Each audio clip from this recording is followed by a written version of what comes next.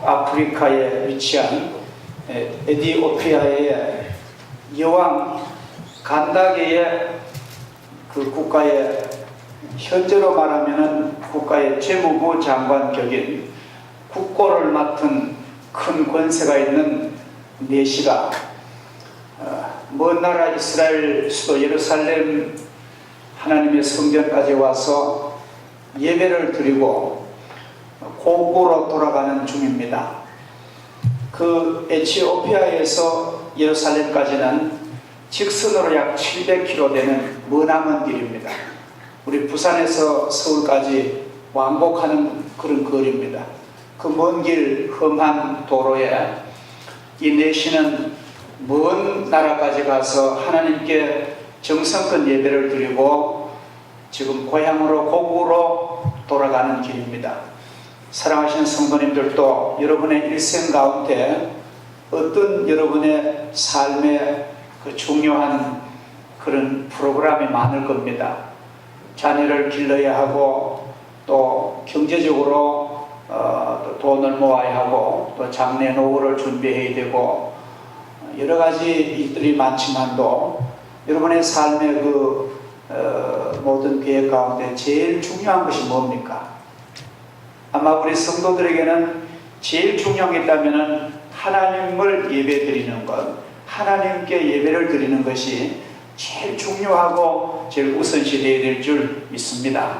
그리고 기독교 보면은 생명이 출생해도 예배 드리고 또 백인들은 또 예배 드리는 사람이 있습니다. 결혼식도 예배를 드리고 또 죽을 때 장례식도 예배를 드리고 집을 지을 때 이사를 할 때에 어디 여행 갈 때에 우리가 모든 인생에 중요한 사건마다 예배를 드리는 것이 우리 기독교의 중요한 행위입니다. 그래서 여러분들 인생 가운데 가장 소중한 것은 내가 예배 드리는 것이다. 그렇게 이해하시고 더 노력하시기를 주 이름으로 축복합니다. 이 에티오피아의 왕국의 재무장관 이 신하는 예배 드리고 돌아가는 길에 그 마차를 타고 갔습니다. 여기는 수레라고 나와 있는데 실제로는 마차입니다. 마차 안에서 덜커덩 그는 그런 비포장도로에서도 성경을 읽었는데 성경을 열심히 읽고 이제 가는 거예요. 근데 하나님의 사자 성령께서 빌립이라는 잘 믿는 초대교회 신자에게 7 집사 가운데 한 분입니다. 성령 충만하고 믿음으로 거듭난 그 아들에게 야 빌립아 너가 저 남쪽으로 가자로 내려가는 지중해 해변길로 빨리 가라. 그 길은 광야길인데 지금 가라. 빌립은 다른 데도 전도할 줄만큼 일 많은데 하나님의 성령이 가라 하시니까 가라 하면 가고 서라 하면 서고 하라 하면 하는 하나님의 일꾼입니다. 그래서 주님 명령 받고 남쪽 가자 지구 광야까지 가니까 이 에티오피아의 낯선 분이 마차에서 글을 읽는단 말이에요.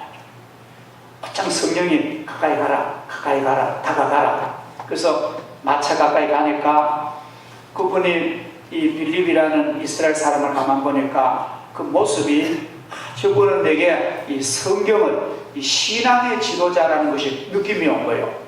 필이 온 겁니다. 그래서 이럽니다. 빌립이 당신 성경 읽는데 그 읽는 것을 이해하십니까? 아니요.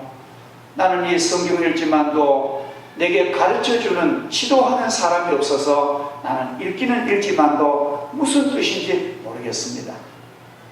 그러면서 당신 가능하면 이 마차에 올라타시고 날 이 성경 좀 풀이 좀 해달라고 욕을 하는. 그래서 덜컥 올라타고 이제 성경을 풀어주는데 마침 그 성경 읽는 대목이 이사야서 53장 그가 찔림은 우리의 허물을 인하며 그가 상함은 우리의 죄악을 인하며 그가 징계를 받음으로 우리가 나음을 얻었고 그가 채찍에 맞음으로 우리는 평화를 누리도다. 그런 도살할 양같이 끌려갔지만도 입을 열지 아니하였으니 그 시대 누구가 그가 올바른 공정한 재판도 못하고 굴욕을 당했지만도 누가 나와서 당신은 억울한 사람이요 말해주는 사람 없이 그는 이 땅에서 생명을 빼앗겼습니다. 이런 구약의 예언을 읽는데 그 이제 빌립이 그 설명을 쭉 한데 예수님이 이 땅에 오셔서 고난받고 십자가 지시고 죽으시고 그 생명이 희생되시고 주님의 부활을 통하여 다시 회복하고 우리가 예수를 믿으면 구원받는다는 이 복음을 아주 자세하게 설명을 한 거예요. 그러니까 막 하나님께서 이 에티오피아 내시에게 막 성령이 시원하게 그 말씀을 깨닫게 하시고 은혜를 주시고 막 마음에 막 기쁨이 섰어요. 가다 보니까 어떤 일은 아마 연못인지 물이 있단 말이죠. 물이 귀한 지역입니다. 중동은 물이 있으니까 내시가 그럽니다. 내가 나 은혜 받고 예수 믿으니까 내가 성경을 깨달았으니까 나 세례 좀 주시오. 그러니까 이제 여러분 성경에 보면은 37절이 없다고 되어 있죠. 거기에 성경 보면은 37절 없음 그래 쓰였죠. 그러면 없음 끝에 뭐라고 써있어? 글자가 오라고 쓰였죠. 아라비아 숫자 있습니까? 그걸 보시고 이라고 쓰인 사람도 있고 오라고 쓰인 사람도 있고 그 밑에 성경 밑에 보면은 37절이 나와 있습니다. 거기 뭐라 하면은 빌립이 이르되 내가 마음으로 온전히 믿으면 가하니라. 대답하여 이르되 내가 예수 그리스도께서 하나님의 아들임을 믿습니다. 그 성경이 어떤 사본이고 있대요. 그거 쓰였죠? 예. 여러분들 그거까지 읽으시면 더 좋습니다. 그래서 예수 믿는다고 뭐 입으로 마음으로 믿고 입으로 시인하니까 지금도 똑같습니다. 지금도 나 예수를 믿습니다. 나는 마음으로 주님을 믿고 주님을 사랑합니다. 내 힘으로는 내 인생을 살 수 없고 죄를 이길 수 없고 내 힘으로는 천국 갈 수 없으니 나는 주님이 필요합니다. 나는 주님을 믿습니다. 그런 고백만 하면 지금도 세례를 주는 거예요. 반대로 그 고백을 없이 그런 고백 없이 아무리 좋은 일만 해도 그는 세례받을 자격이 안 되는 거예요. 왜 그렇습니까? 예수를 안 믿기 때문에. 그래서 빌립이 내려가서 아마 그때는 제 생각에 침례도 가요. 그래서 물에 내려가서 잡히도록 침례를 주고 주 예수 그리스도 이름으로 내가 세례를 주노라 세례받고 물에서 올라오니까 그래서 세례를 마치니까 하나님의 영이 주의 영이 빌립을 다른 곳으로 옛날에 엘리야를 해리바람 타고 하늘로 승천하듯이 빌립을 다 들어서 다른 곳으로 아소도로 보내고 내시는 혼자 길을 가므로 기쁨으로 고국을 가더라. 그런 구절이 여기 나옵니다. 자, 우리는 오늘 이 귀중한 말씀을 통해서 성령과 내가 하나 되는 그런 참된 구원의 기쁨이 넘치시기를 주 이름으로 축복합니다. 자, 오늘 가만히 우리가 이 말씀을 다시 한번 음미해 봅시다. 에티오피아 그 재무장관인 내시는 물질적으로나 권세로나 이 세상에 부럽지 않는 그런 인간적으로는 행복한 그런 사람입니다. 또 외형적으로도 하나님을 경배하는 그런 신자입니다. 그러나 그의 마음속에는 항상 그 마음속에는 갈증이 넘치고 내가 어떻게 하면 하나님의 은혜를 푹 받아서 내가 하나님의 그런 놀라운 평화를 내가 맛보고 세상 근심 걱정을 다 떠나서 하나님의 영광을 내가 노래할까, 그런 마음의 갈증이 그 심령에 있었다는 거죠. 근데 이 내시는 먼 길을 와서 그럴 때는 예배를 우리처럼 예배 드리고 돌아가는 게 아니에요. 그럴 때는 일주일씩 예배를 드립니다. 순례자가 와서 그렇게 먼 길 와서 돈 많이 들여와 예배를 성껏 드리고 또 돌아가면서도 성경 읽고 또 성경 배우려고 애를 쓰고 이렇게 애를 쓰는 그 영혼에게 하나님께서는 축복 기회를 주신다는 거예요. 여러분 세상에도 그렇잖아요. 세상에서 내가 꼭 뭐를 원하면은 그건 이루어집니다. 꿈은 이루어집니다. 근데 세상도 그런데 하나님께서 우리가 간절히 원하는데 하나님은 그 소원을 반드시 들어주실 줄 믿습니다. 내가 하나님 나는 은혜 받기를 원합니다. 저는 저게 그런 체험을 했어요. 하나님 내가 방언 받기를 원합니다.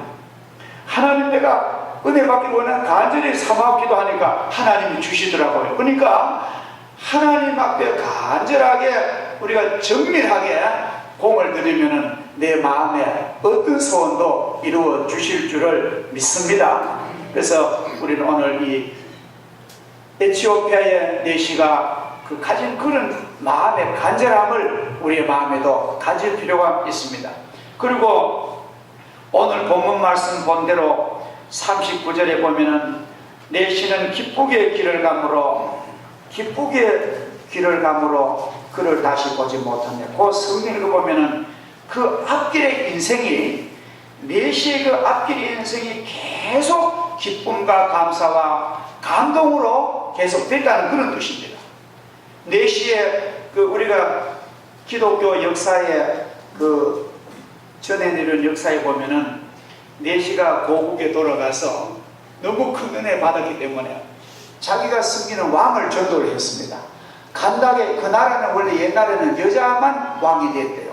여왕이 쭉 세습인데 간닥의 여왕에게 자기가 받은 얘기를 쭉 하니까 간닥의 여왕이 개종을 했습니다. 그래서 예수를 믿게 되고 궁궐 안에 사람 예수를 믿게 되고 점점점 기독교가 선교가 돼가지고 에티오피아, 옛날에는 누비아라고 했습니다. 지금은 에티오피아인데 옛날에는 누비아라는 그 왕국이 기독교가 된 그런 기록이 나옵니다. 제가 그 1993년도에 그 에티오피아를 가봤습니다. 에티오피아와 또 케냐와 르완다와 또 인도 이런 아주 그 빈곤 국가를 우리 총회 그 프로젝트 때문에 아주 이 지구상에서 빈곤한 국가를 방문을 했는데 지금은 빈곤해요. 근데 옛날엔 잘 살았습니다. 옛날에 아주 잘 살았어요. 과거에 65년도에 우리나라에 그 에티오피아의 국왕이 그때 박정희 대통령의 초청으로 우리나라 왔어요. 그 에티오피아 국왕 이름이 셀라시에 황제인데 그 셀라시에 황제가 한국 왔을 때에 주일날 영락교에서 예배드린 것이 전 일간신문에 다 난 적이 있습니다. 그처럼 국왕으로부터 모든 백성이 생활은 가능하지만 또 예수를 잘 믿는 거예요. 그 에티오피아가 우리나라 1950년 6.25 전쟁 났을 때에 에티오피아 그 얼마나 뭡니까? 지구 저편에서 한 달을 배를 타고 에티오피아 청년 군인들이 80명이 한국 와서 한국 전쟁이 싸워준 그런 우방국입니다.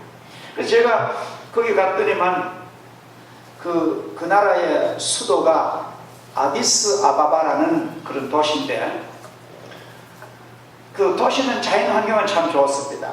아름다운 나무들이 자라고 열대지방인데 야자수가 자라고 바나나가 있고 그런데 다만 이제 자본이 없고 기술이 없고 지식이 없기 때문에 가난한 거예요. 근데 예배당은요, 그 프랑스가 지배한 한 몇백 년간 프랑스가 지배한 나라인데 곳곳마다 예배당은 너무너무 잘 지은 거예요. 그렇게 빈곤한데 지금도. 그래서 그 수도 아디스 아바바의 제일 좋은 터에 서울로 말하면 중앙청 같은 자리, 대구로 말하면은 저 바늘 땅 같은 자리에다가 최좋은 터에다가 예배당을 이렇게 도움으로 잘 이렇게 지어놔서 십자가를 올려가지고 도움으로.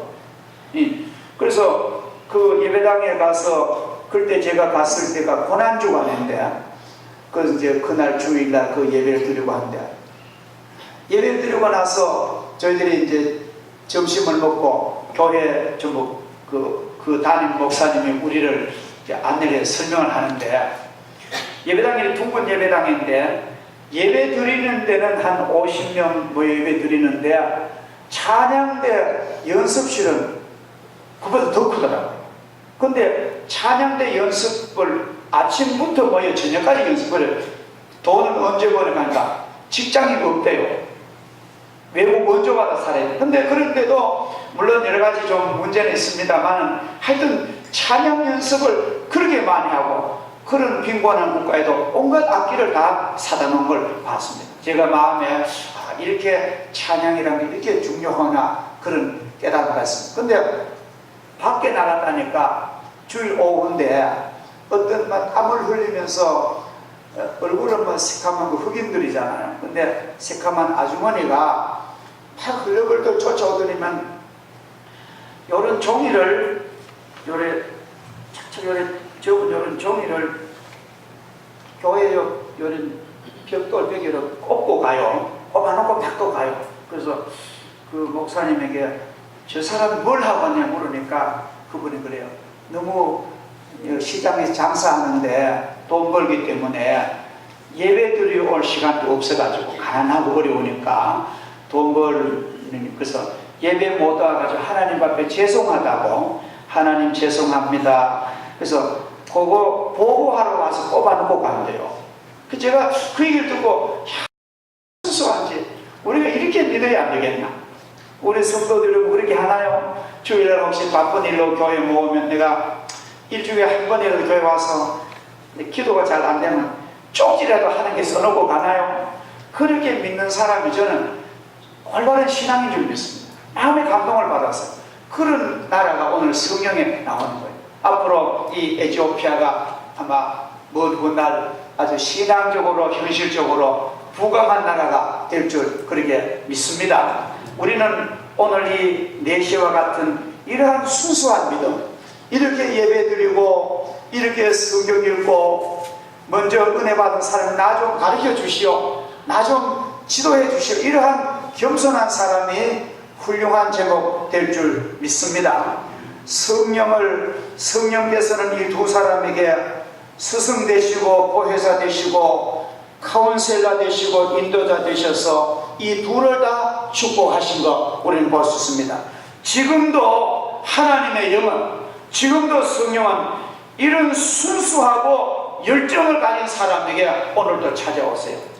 그냥 게으르고 중요한 것이 뭔지도 알지도 못하고 구별도 못하는 그런 사람에게는 주의 성령이 임할 수가 없는 것입니다. 성경은 분명한 의식을 가지고, 분명한 정신을 가지고, 분명한 분별을 가지고 무엇이 올바른지를 알고 그것을 위해서 간절히 애쓰는 사람에게 오늘도 성령은 오셔서 그의 마음에 충만한 복을 내려주실 줄을 믿습니다. 사랑하시는 우리 교회 성도님들도 성령님께 순종하시고 주의 사자에게 지도함을 잘 받고 믿음으로 사시면은 기쁨과 감사와 행복이 넘치는 삶을 하나님이 보장해 주실 줄을 믿습니다. 20세기의 가장 세계적인 유명한 음악가가 한 분 있습니다. 파블로 카잘스라는 분인데, 이분이 1996년 그의 90회 생일날 그의 지도받는 그의 제자 노만이라는 제자가 이 카잘스 이 음악가에 대한 글을 하나 썼습니다. 그 노만이라는 제자가 이 스승의 삶을 자세하게 관찰한 뒤 이런 글을 썼습니다. 카잘스 선생님은 관절염과 호흡 곤란으로 카잘스의 손은 부어 있었고, 손이 막 이렇게 부어 있었고, 손가락은 굽어서 서로 엉켜 있는 듯해요. 관절염 많이 앓으면은 이 손마디 물에 생겨 막 이 손가락이 막 이래지잖아요. 그래서 그 모습 그대로 이제 쓴 거예요. 그는 관절염과 호흡 곤란으로 카잘스의 손은 부어 있었고 손가락들은 굽어서 서로 엉켜 있는 듯하다. 저런 손으로 어떻게 첼로를 연주할 수 있을까? 저런 손으로 어떻게 피아노를 연주할 수 있을까? 그런 염려가 내게는 앞섰다. 카잘스는 고통스러운 몸으로 피아노 앞에 앉아 하나님께 기도를 드리더니만 그를 보고 있는 내 눈에 기적이 일어났다. 그 손가락들이 마치 태양빛에 펴지는 꽃봉오리처럼 사뿐히 펴지면서 건반을 덧지 하는 것이 아닌가. 굽었던 그의 허리도 반듯하게 펴졌고, 피아노를 치러 갈 때는 허리가 굽어가지고 펴지도 못했는데 피아노 앞에 앉아가지고 기도를 올리고 이걸 건반을 두드리는데 이 굽었던 손가락이 아주 간단하게 쫙 펴지고 허리도 반듯하고 어깨도 반듯하고 그런 걸 그 내용을 쓴 것입니다. 확실히 숨 쉬는 것도 편안해 보였다. 그는 바흐의 음악을 연주하기 시작했다. 그의 연주는 섬세하고 예민했다. 그는 이어서 브람스의 곡을 연주했다. 90나는 노인이 피아노를 연주하는 카잘스는 생기와 영감으로 가득 차 있었다. 연주를 다 마친 그가 일어나 걸을 때 그의 몸은 바르게 되었고 키도 더 커진 듯 하였다. 간신히 침대에서 나와 고통스럽게 옷을 입던 90세 노인과는 완전히 다른 사람이 되었다. 위대한 연주자는 그 연주 속에서 하나님을 만난 것이다. 이거는 그의 제자가 쓴 대로 내가 그대로 여러분이 읽어드리는 거예요. 여러분, 기적은 가능합니다. 하나님을 진실로 믿으면 하나님께서 능력을 주시는 거예요. 여러분, 관절염이라는 것은 무서운 병입니다. 그렇지만도 하나님이 그를 연주할 수 있도록 능력을 주신다는 거예요. 우리는 여러분 삶에 지쳐 고민하십니까? 돈에 눌려 그놈의 돈이 뭔지 거기에 종되어서 애먹습니까? 믿음으로 뜨거운 열정 가지면 거기서 자유 해방되고 내가 돈을 만지는 능력을 하나님은 주세요. 하나님은 주십니다. 하나님께서는 만병의 의사가 되시고 이원이 되시기 때문에 하나님의 은혜를 받으면 내 굽었던 손가락도 펴질 줄 믿습니다. 이것이 오늘 사실 내시는요, 성경적으로 말하면 내시는 쉽게 말하면 거세당한 사람 아닙니까? 왜냐하면 옛날에 왕국이니까 여왕의 곁에서 이제 어필하니까 그 국법으로 그 신하를 거세를 한 거예요. 무자비한 시대였습니다. 근데 옛날에 거세당한 사람은 하나님의 총에 못 들어왔어요. 아주 무서운 구약시대. 아직도 그렇지 않아요. 이때가 예수님은 오셨지만도 아직은 모든 그 세계가 구약의 냄새가 나는 그런 시대입니다. 그런데 기독교 성경은 그 거세당한 내시가 기독교 이방인 첫 열매가 됐다고 오늘 성경은 말하는 거예요. 너무 놀라운 거 아닙니까? 그러니까 인간의 모든 불행과 발자도 예수 안에서 바르게 펴질 수가 있다는 것입니다. 할렐루야. 한번 구약 성경 한번 봅시다. 신명기 24장 3장 1절 한번 찾으세요. 신명기 23장 1절.